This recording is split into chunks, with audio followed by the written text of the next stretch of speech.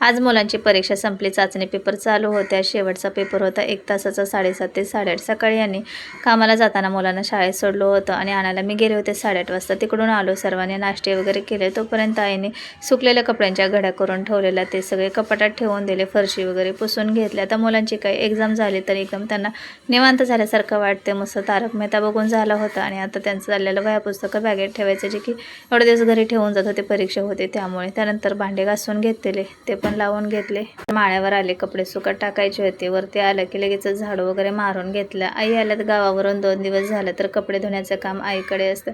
कपडे वगैरे सुकत टाकले. आता सध्याचं वातावरण तर तुम्ही बघताय, 5 मिनिट ऊन पडते, परत आभाळ येते, 5 मिनिट पाऊस पडतोय, तर कपडे खूप घट्ट पिळून सुकत टाकावे लागतात. आईने बेडला चादर लावली होती, तर असं वाटत होतं इथेच एक झोप काढावी की काय. तर एवढे दिवस चादर टाकलं नव्हतं, कारण पत्रा इथं गळत होता, अशी चेर पडली होती आणि पाऊस आता बंद झाला त्यामुळे कागद पण वरती टाकला नव्हता. तर पत्रा गळायला लागला, तसा टप वगैरे लावून घेतो. एवढे दिवस मी चादरच लावली नव्हती, कागद टाकून ठेवलं. तर असंच होता शॉर्ट व्हिडिओ. आणखीन व्हिडिओ पाहण्यासाठी सबस्क्राईब करा.